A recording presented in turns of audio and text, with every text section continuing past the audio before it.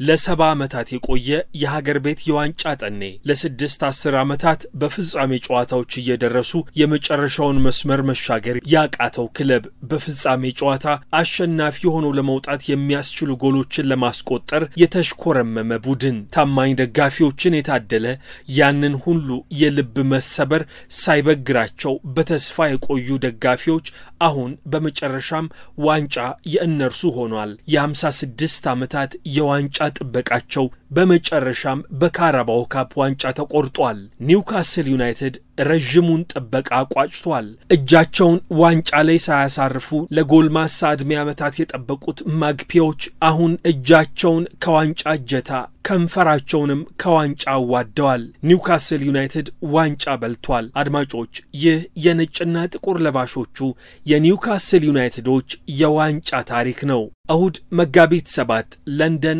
ዌምብሌይ ልዩ ድምቀት ነበራት። የሀገሪቱ ሁለት ታላላቅ ክለቦች የሚደግፏቸው የእግር ኳስ አፍቃሪዎች ከጨዋታው መጀመር ሰዓታትን ቀድመው ነበር ለንደንን ያጥለቀለቋት። ሁለቱም ይህንን ስታዲየም ጠንቅቀው ያውቁታል። አንደኛው ከአንድ ዓመት በፊት ተመሳሳዩን ዋንጫ ማሳካት ችሏል። ሌላኛው ደግሞ ከሁለት ዓመት በፊት የልብ ስብራቱ ምክንያት የሆነ ሜዳ ነው። ዌምብሌይ የ144 ዓመት የዕድሜ ባለጸጋው ክለብ ኒውካስል ዩናይትድ ለትልቅነቱ የሚመጥን የዋንጫ መደርደሪያ የለውም። ማግፒዎቹ የኤፍኤ ካፕ ዋንጫን 6 ጊዜ አጣጥመዋል። ለመጨረሻ ጊዜ ግን ይህንን ዋንጫ ያነሱት በፈረንጆቹ አቆጣጠር 1955 ነበረ። የእንግሊዝ ሊግ ካፕን 4 ጊዜ ስመዋል። ይህ ግን ለመጨረሻ ጊዜ የሆነው በእነርሱ አቆጣጠር 1926-27 ላይ ነበረ። ይህ ክለብ ባለፉት 6 10 ዓመታት ለፍጻሜ ጨዋታ 5 ጊዜ በዌምብሌይ ተገኝቷል። አንድም ጊዜ ግን ድል አልቀናውም።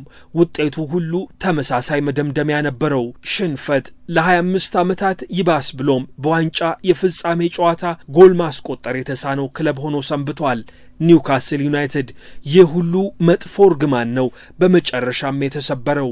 አለን ሺረር የክለቡ አምባሳደር የምንጊዜም ታላቁ ተጫዋች እንደ ሕፃን በዌምብሌይ ሲፈነጥስ ታየ። ተጫዋቾች በእንባ ታጠቡ። ደጋፊዎች በደስታ ሲቃ ውስጥ ሆነው ሲፈነጥዙ ታዩ። አሰልጣኙ የጀግና አቀባበል ተደረገለት። ይህ ሁሉ የሆነው ኒውካስል ዩናይትድ የካራባኦ ካፕ ዋንጫን በማንሳቱ ነው። ዋንጫ አሸንፎ መጨፈር ብርቅ የሆነበት የክለቡ ደጋፊ በጎዳና ላይ የሚሰበስበው ጠፋ። ተጫዋቾች በክፍት አውቶቡስ ሆነው ደጋፊዎቻቸው ጋር ዋንጫቸውን ለማጣጣም ቀጠሮ ይዘዋል። ከፓሪስ ሰን ዠርማ የቻምፒየንስ ሊግ ሽንፈት ሃንጎቨሩ ያልነቃው ሊቨርፑል በኒውካስል የልብ ልጅ የክለቡ የልጅነት ደጋፊ በግዙፉ ተከላካይ በግራ መስመሩ ተመላላሽ ደሙ ቢቀዳ ነጭና ጥቁር የሚፈሰው ዳን በርን በቴስታ ጎል ይባሱኑ ሊቨርፑሎች ደነዘዙ። ቀያዮቹ በፍጻሜ ጨዋታ ከዚህ ቀደም ተካፍለው የማያውቁ ይመስል በኒውካስል ቡልዶዘር አማካዮች ታረሱ። ከዚያም ሁለተኛ ጎል ከድንዛዚያቸው ሳይነቁ በአሌክሳንደር አይዛክ ተደገመባቸው። ኒውካስሎች ፈነጠዙ። ጌት ኢንቱ ዘም ሂዱባቸው፣ ጌት አፍተር ዘም እንዳለቋቸው እያለ የሚጨፍረው የቱን አርሚ ከዌምብሌይ አልፎ ሰሜን እንግሊዝ ታይንሳይድ ድረስ የሚሰማ ጩኸት ምድሩን አቀለጠው። ቀያዮቹ ሊቨርፑሎች ከረፈደም ቢሆን ከድንዛዚያቸው ነቁ። ጣሊያናዊው ኬዛ በ94ኛው ደቂቃ 1 ጎል ለሊቨርፑል አስቆጠረ። የ2 ጎል ዕዳቸውን ግን ማካካስ ሳይችል ቀረና ከረፈደ የተመዘገበ መፍጨርጨር ሆነባቸው። ኒውካስል ከ2 ዓመት በፊት በሐዘን ለቅሶ አንብቷል። በማንቸስተር ዩናይትድ በካራባኦ ካፕ ፍጻሜ ተሸንፎ ዋንጫውን ያጣው ኒውካስል ዩናይትድ ዘንድሮ ግን በደስታ ሲቃ ድሉን አሳልፏል። አምበሉ ብሩኖ ጊማሬሽ ከእንባው ጋር እየታገለ እንዲህ አለ። ተመልከት፣ ይህ ደጋፊ ሁሉ ነገር ይገባዋል። ከ70 ዓመት በኋላ አሁን ዳግም እኛ ሻምፒዮኖች ነን ማለት እንችላለን። ይህ ቀን የህይወት ዘመኔ ምርጡ ቀን ነው። ይህ ዋንጫ ማለት ለነዚህ ደጋፊዎች የዓለም ዋንጫ ማለት ነው። ብራዚላዊው ብሩኖ ጊማሬሽ በእንባ እየታጠበ የተናገረው ነው። ይሄ አማካይ የመጀመሪያ ዓመቱን በአምበልነት ባሳለፈበት ኒውካስል ዩናይትድ ለመጀመሪያ ጊዜ ከ70 ዓመታት በኋላ ክለቡ ዋንጫ እንዲያሳካ ትልቁን ሚና ተወጥቷል። ይህ ዋንጫ ቻምፒየንስ ሊግ ወይንም ፕሪሚየር ሊግ፣ ኤፍ ካፕ ወይ ደግሞ ዩሮፓ ሊግ ማለት ላይሆን ይችላል። ለኒውካስል ዩናይትድ ደጋፊዎች ግን ብራዚላዊው የቡድኑ አምበል ብሩኖ ጊማሬሽ እንዳለው የዓለም ዋንጫ ያህል ደስታን የሰጠ ሆኗል። በሳውዲ ባለቤቶች ክለቡ ከተያዘ በኋላ ወደ ቻምፒየንሺፕ ላለመውረድ የሚታገለውን ክለብ ወደ ቻምፒየንስ ሊግ ተካፋይ እንዲሆን ያስቻሉት የክለቡ የለውጥ ቀማሪ ዋና አሰልጣኙ ኤዲ ሃው ከጨዋታው በኋላ ተናገሩ። ታሪኩን ሁሉ እናውቅ ነበረ። በጣም ጥሩ ለመጫወት ፈልገናል። ማሸነፍ እንፈልግ ነበረ። ጎል ማግባትም እንደዚሁ። በዚህ ጨዋታ እንፈልግ የነበረውን አሳክተናል። ዌምብሌ ላይ ጎል ካገባን በጣም ረጅም ጊዜ ሆኖን ነበረ። እነዚህን ሁሉ ነገሮች ለመስበር ነው የተጫወትነው። ይህ የአዲሱ ለውጣችን መነሻ እንዲሆን እመኛለሁ ሲል እንግሊዛዊው አሰልጣኝ ተናገረ።